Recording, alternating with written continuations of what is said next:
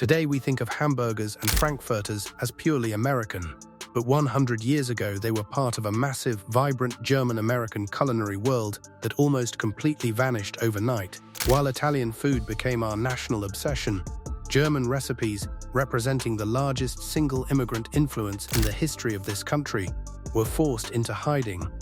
German Americans were the biggest immigrant community America had ever seen, building beer gardens and inventing the foods we now call American.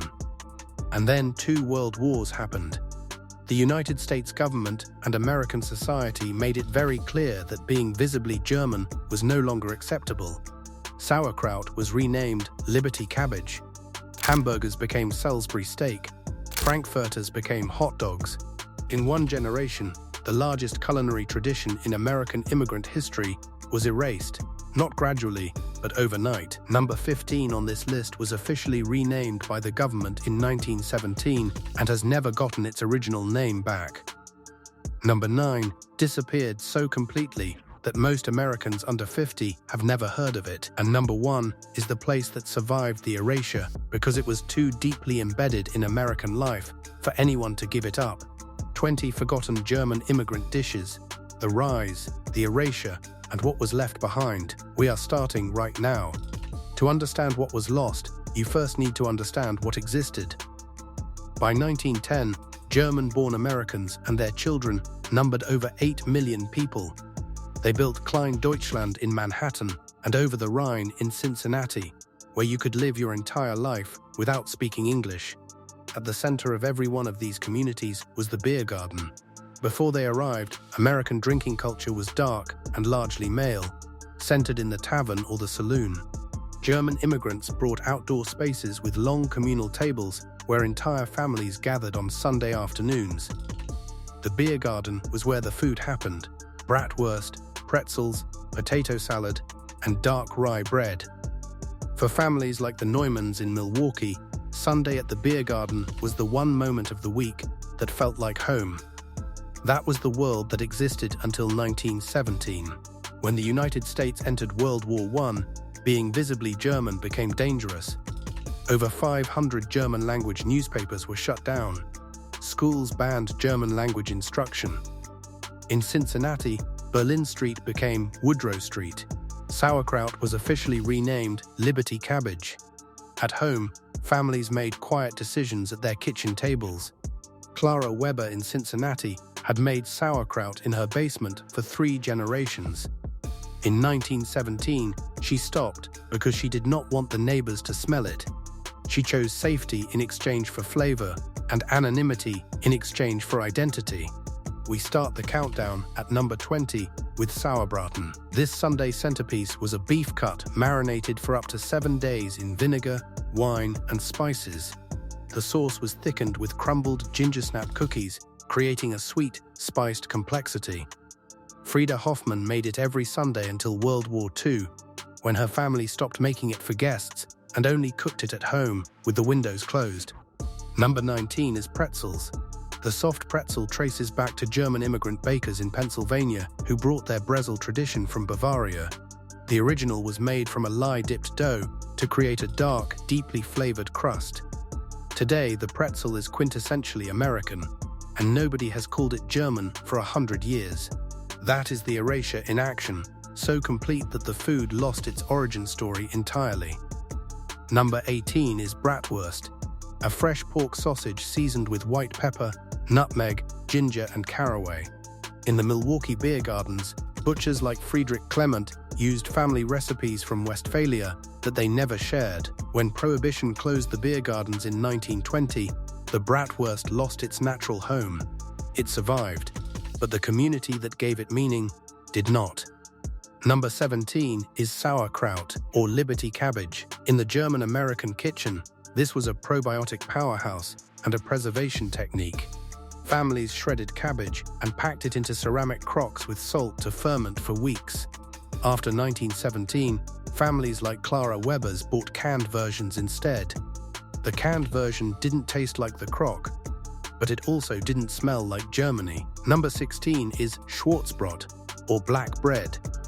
Made from whole rye flour and a natural sourdough starter, it was baked for hours until the crust was nearly black. Otto Schwartz operated a black bread bakery in Manhattan until 1922. When he retired, his American-born son, who preferred white bread, did not take over. The black bread that preceded the white bread deli was completely forgotten. Number 15 is the Frankfurter, the renamed food. Brought to America in the 1860s, it was sold from pushcarts on Coney Island, tucked into a roll. In 1917, the word Frankfurter was often banned, and hot dog was promoted as the patriotic alternative. Wilhelm Braun in Chicago changed his sign to read hot dogs and even changed his family name to Brown.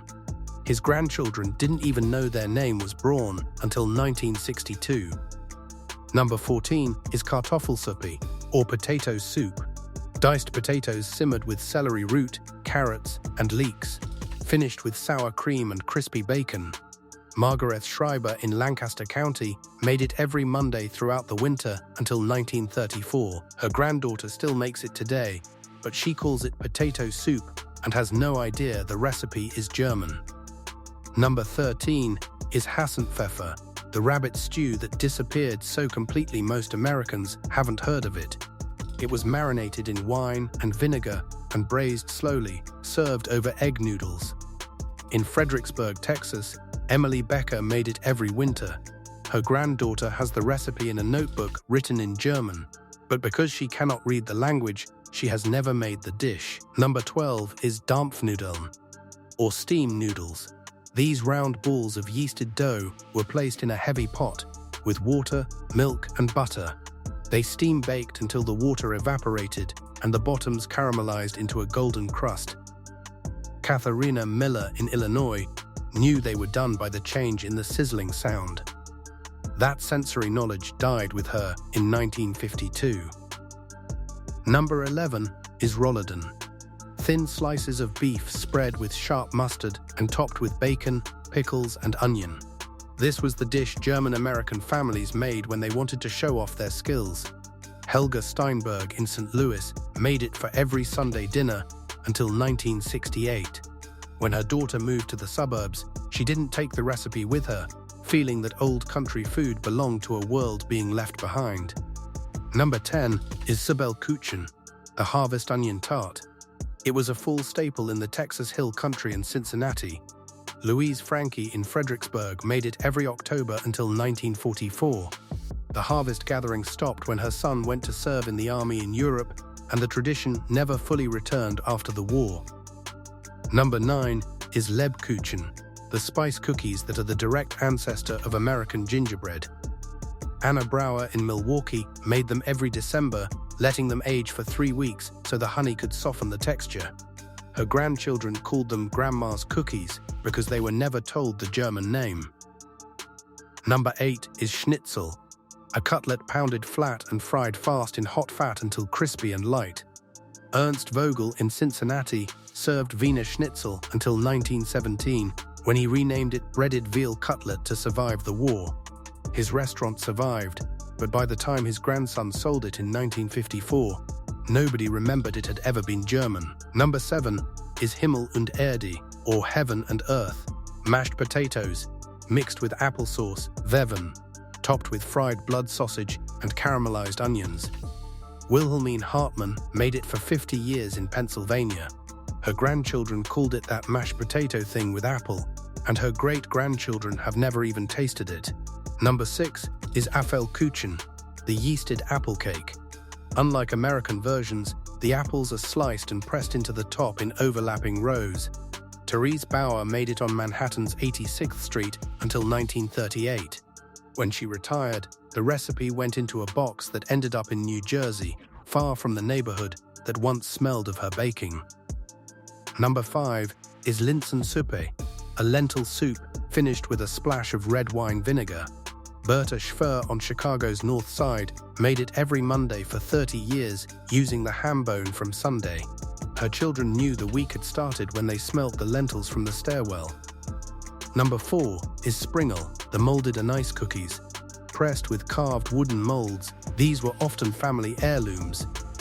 Dorothea Krebs in Allentown used molds brought from Rittenberg in 1867. Those molds are in a museum now because her great-granddaughter didn't know how to use them. Number 3 is roll mops.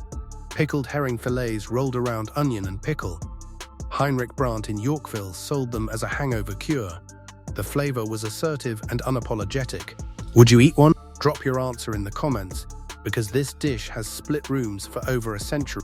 Number 2 is pumpernickel. Real pumpernickel is baked at a low temperature for up to 24 hours, turning the bread almost black. Georg Wenzel in Chicago baked his overnight until 1924.